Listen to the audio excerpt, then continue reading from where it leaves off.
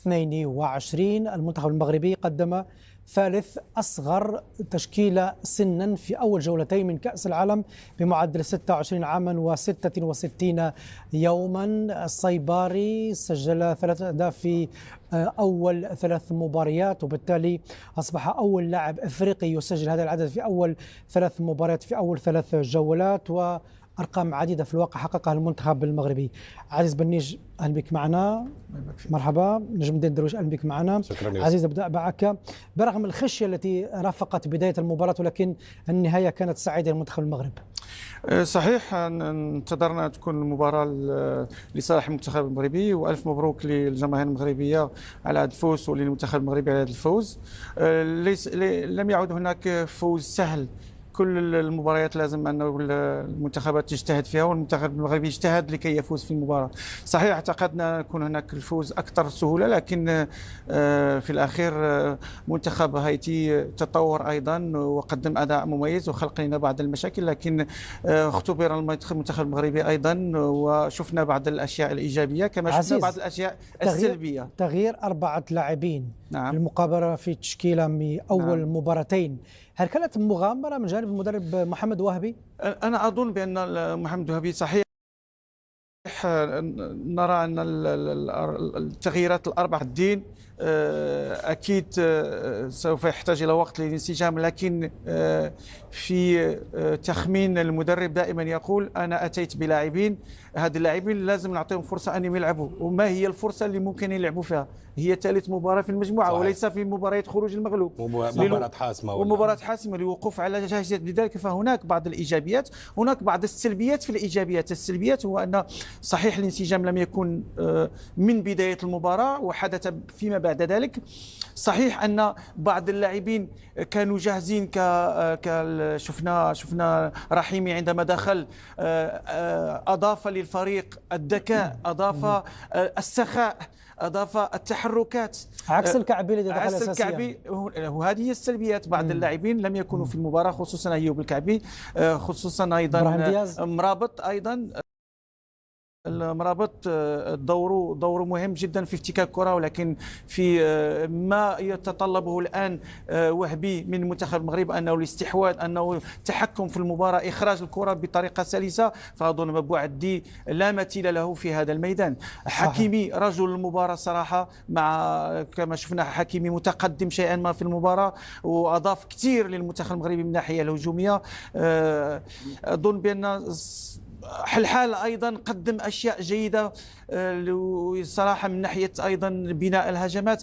لذلك فشفنا بعض الإيجابيات اللي ممكن أنه حتى وأن المنتخب المغربي عانى شيئا ما في بعض الفترات، لكن اختبر، وهذا اختبار مهم جدا لاحتياجات لاحتياجات اللاعبين فيما بعد. طيب نجم الدين، ترتيب المباريات: التعادل مع البرازيل هدف لهدف، الفوز على اسكتلندا بهدف دون مقابل، الفوز على منتخب هايتي ب4-2.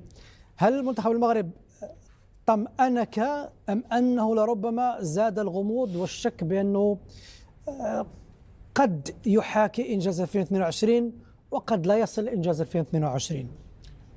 بسم الله الرحمن الرحيم. من دون شك يوسف، عندما تبدأ بطولة كأس العالم بمواجهة منتخب ثقيل مثل المنتخب البرازيلي، فأنت أمام أول وأصعب اختبار، لأنك تلعب مع منتخب عالمي يضم نجوم كبار.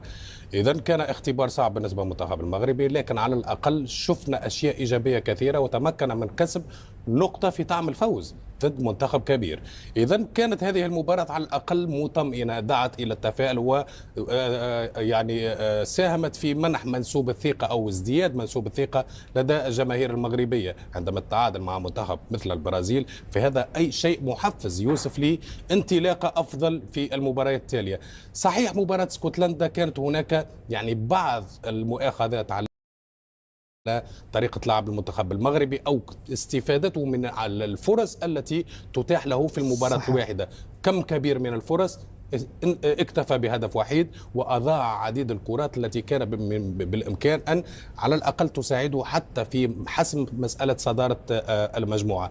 في نهاية المطاف نقول مباراة هايتي لم تكن بتلك السهولة التي توقعها الكثيرون. منتخب هايتي منتخب مغمور، ثاني مشاركة في تاريخه في كأس العالم، يعني وتوقع الجميع بأنه سيكون حصالة المجموعة. ما حصل في مباراة الأمس شاهدنا العكس، منتخب هو الذي يدافع، هو الذي يقاتل.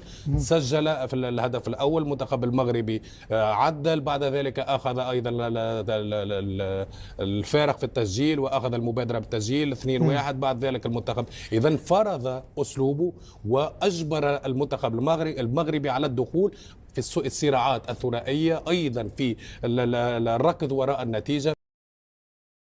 إذن كان منتخب صراحة قدم واحدة من أفضل المباريات.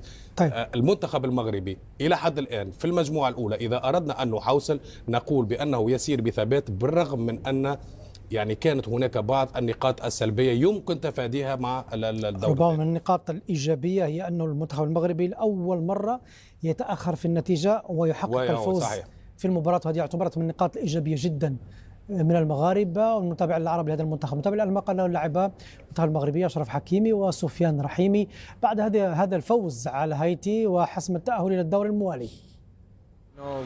في الحقيقة نحن لم نكن في هذه الوضعية سابقا، وأنا سعيد جدا بروح الفريق بالمجهودات التي بذلت كذلك كي نعود في المباراة. أنا فخور جدا باللاعبين وبالمجموعة، أظن بأن كل لاعب متوفر للعب، زملائي جميعا جيدون جدا، كل من يشارك يكون جاهزا لتقديم الإضافة، وما يطلبه المدرب يطبق تماما على أرضية الميدان. وبالتأكيد قمنا بالتغييرات لأننا نحتاج للراحة لبعض اللاعبين للجولة القادمة. أنا سعيد جدا على كل هذه المجهودات وكل من أتى كذلك ليشارك لأول مرة. ليس من السهل أن تلعب في مثل هذه المباريات، هذا صعب. تعرف أن منتخب هايتي ما كان عنده ما يخسر في هذه المقابلة هذا، أعطى كل ما عنده. كنبغي نحييهم من هذا المنبر هذا، أدوا مقابلة كبيرة، وفي نفس الشيء كنبغي نشكر اللاعبين لانهم قدموا تاهما مقابله جيده. ماشي من السهل انك تلعب 3 مقابلات متتابعين، كاين شويه ديال العياء، وانك مازال عندك مباريات جايين اللي غيكونوا صعاب. وقال مدرب المنتخب المغربي محمد وهبي عقب مواجهة هايتي أن فريقه كان يعرف طبيعة المباراة ونجح في التعامل مع أسلوب المنافسين المباشر. فعلا نحن كنا جاهزين، وكنا قد قلنا ليس في المؤتمر الصحفي فقط بل حتى مع اللاعبين كنا نعرف أن هذا الفريق ليس لديه ما يخسره، وأنه سوف يحاول أن يقدم كل شيء، كرات طويلة، لعب مباشر، وبالتأكيد ترك 3 لاعبين في الارتدادات الهجومية. هنا واجهنا صعوبات رغم كل شيء. كان هناك تسديدتين فقط مؤطرتين أتى منها هدفين، وتسديدة أخيرة في آخر لحظة ورأينا تصدي بونو، تلك كانت 3 تسديدة مؤطرة. ليس هناك فرص كثيرة لهم. نحن كنا مسيطرين تماما، ولا أظن ولا أتذكر حتى منتخبا المغربيا كان يسيطر هكذا في كأس العالم. نحن في كأس العالم لا تنسوا ذلك، كان هناك تسديدات كثيرة، فرص عديدة ومتنوعة، واستحواذ للكرة كبير جدا. ملاحظة مهمة جدا عزيز، كنا نلاحظ شيئين أساسيين: أن المنتخب المغربي يصنع الكثير من الفرص، لا يسجل الكثير من الأهداف، وأنه دكة الاحتياط ليست بقوة الأساسيين. على الأقل تم دحضه الفرضية واحدة، هي أنه دكة الاحتياط قدمت لنا لاعبين سجل هدفين، سفيان رحيمي وجسيم، ولكن إهدار الأهداف وإهدار الفرص ما زال معضلة عند المنتخب المغربي.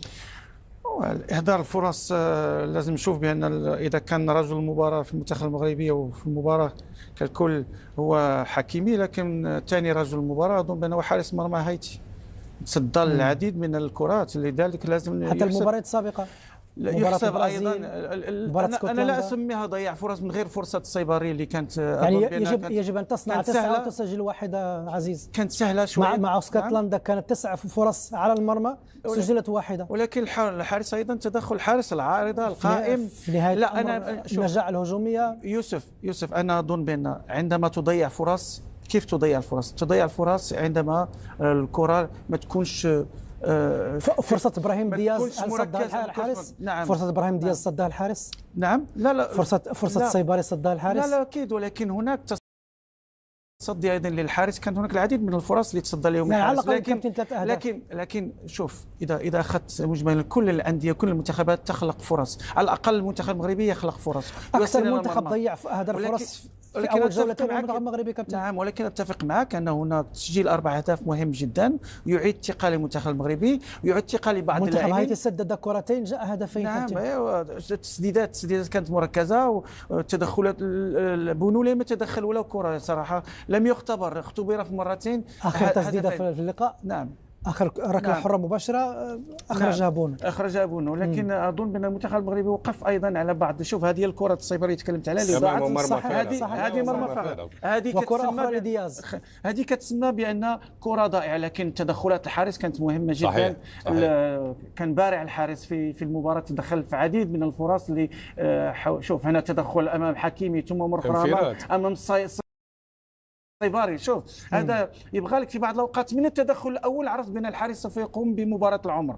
تدخلاته كانت ناجحه جدا من بدايه المباراه. هذا لا يعني ان المنتخب المغربي صراحه لازم يكون اكثر شراسه من المرمى، وانا اتفق معك اكثر شراسه من المرمى، لكن تعرف القصد يا كابتن ما هو القصد؟ نعم، مع هولندا او مع السويد او مع اليابان في الجوله المقبله ستسنح لك في اللقاء 3 فرص. نعم، ممكن تحلك، لأن نوعيه المنافسه تختلف بشكل كبير جدا يا كابتن. صحيح، ممكن تحلك فرصه وتسجلها، يعني صحيح. ممكن التوفيق يكون معك في المباراه، تجيك كره حتى مش منتظره وتتسجل، هذا هي كره القدم. طيب. لكن اظن بان المنتخب المغربي كسب بعض الامور في هذه المباراه. انا اول الامور اللي كسبها، شوف هنا تدخلات الحارس صراحه، ومن اللاعبين المميزين اللي كانوا في المباراه ايضا هو الخنوس، بلال الخنوس كان من اللاعبين الرائعين في المباراه. طيب. شوف هذا الهدف اللي سجله رحيمي، صراحه هدف فيه نجاعه، فيه فنيات، فيه تقنيات، ولكن فيه ايضا توفيق، لان الكره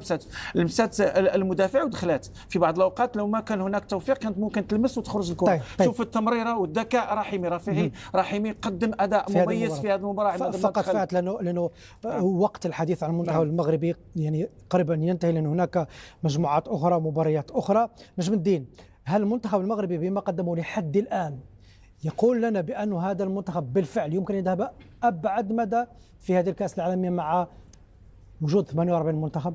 لا، قادر يوسف، قادر. ما شاهدناه في المباريات الثلاث صحيح، يعني كانت هناك دروس مستفادة بالنسبة للمنتخب المغربي. عليه أن يراجع نفسه خاصة في النواحي الهجومية وكيفية استثمار الفرص التي تتاح في كل مباراة. ولكن الآن البطولة ستنطلق بالنسبة للمنتخبات الكبيرة التي لديها رغبة في الوصول إلى أبعد مدى ممكن. ما شاهدته بالنسبة للمنتخب المغربي إلى حد الآن مطمئن ويدعو إلى التفاؤل، قادر بما يمتلكه من لاعبين، من مفاتيح لعب، من إمكانيات، قادر على يعني مقارعة المنتخبات الكبيرة. طيب. يبقى ذلك يعني كيف سيتعامل الآن مع الانطلاق الفعلي لهذه مباريات خروج المغلوب المباشر. بالضبط. طيب، ننتقل الآن إلى أتلانتا، حيث وافانا مفادنا سامي سهمود بالمداخلة التي سلط فيها الضوء على تأهل المنتخب المغربي إلى دور 32 بعد فوزه على هايتي. نعم، إذا المنتخب المغربي ينجح في تحقيق الانتصار على منتخب هايتي في مباراة كانت معقدة وليست بالسهلة.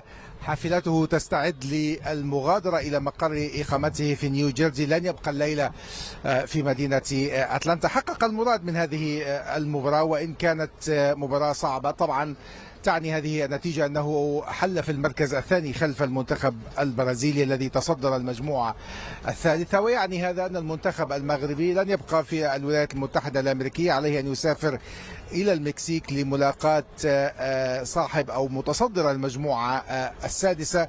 والخيارات هناك ستكون بين 3 فرق، نتحدث عن هولندا أو اليابان أو السويد. المدرب محمد وهبي قال إنه لا مشكلة لديه في مواجهة أي من هذه الفرق. تغييراته في الشوط الثاني صنعت الفارق. سفيان رحيمي وياسين جاسم سجلا هدفين مكنا المنتخب المغربي من الفوز في هذه المباراة. بالتأكيد ربما قبل هذه المباراة كان الجميع يتوقع مباراة ذات أهداف وفيرة للمنتخب المغربي دون استقبال أي أهداف، لكن ربما في هذه المباراة شهدنا واحد من أهداف البطولة حتى هذه اللحظة.